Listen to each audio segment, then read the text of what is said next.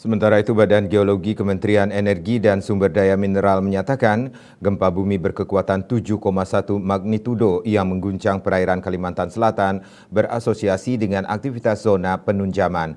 Pelaksana harian Kepala Badan Geologi Hermansyah mengatakan aktivitas zona penunjaman itu terbentuk akibat tumbukan antara lempeng benua Eurasia dan lempeng Samudra Indo-Australia dengan mekanisme sesar normal dan berarah relatif barat laut dan Timur Tenggara.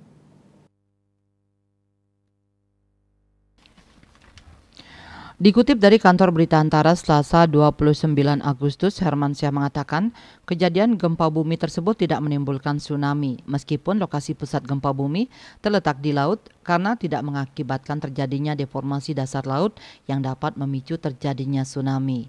Hermansyah menuturkan wilayah yang terletak dekat dengan lokasi pusat gempa bumi adalah Pulau Laut, Kabupaten Kota Baru, Provinsi Kalimantan Selatan.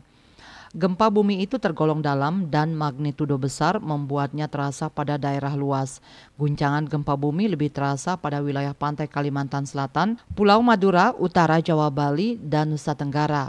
Wilayah tersebut pada umumnya merupakan morfologi dataran pantai, dataran hingga dataran bergelombang, perbukitan yang tersusun oleh batuan berumur tersier, terdiri dari batuan sedimen, batu gamping, dan batuan rombakan gunung api dan endapan kuarter, terdiri dari endapan aluvial pantai, aluvial sungai, dan batuan rombakan gunung api muda.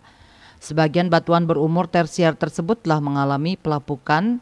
Endapan kuarter dan batuan berumur tersier yang telah mengalami pelapukan tersebut bersifat urai, lunak, lepas, belum kompak, dan memperkuat efek guncangan sehingga rawan guncangan gempa bumi. Sebaran permukiman penduduk yang terlanda guncangan gempa bumi terletak pada kawasan rawan bencana KRB, gempa bumi menengah, sebagian tinggi dan rendah.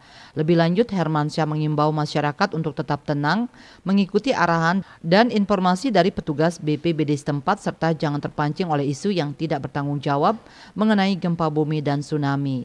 Masyarakat agar tetap waspada dengan kejadian gempa bumi susulan yang kekuatannya lebih kecil. Daerah yang terlanda guncangan gempa bumi, Jawa Timur, Bali, Lombok tergolong rawan gempa bumi. Oleh karena itu, direkomendasikan agar ditingkatkan upaya mitigasi bencana gempa bumi melalui mitigasi struktural dan mitigasi non-struktural. Hermansyah menambahkan kejadian gempa bumi itu diperkirakan tidak berpotensi mengakibatkan terjadinya bahaya ikutan seperti retakan tanah, gerakan tanah, dan likuifaksi. Bali Post melaporkan.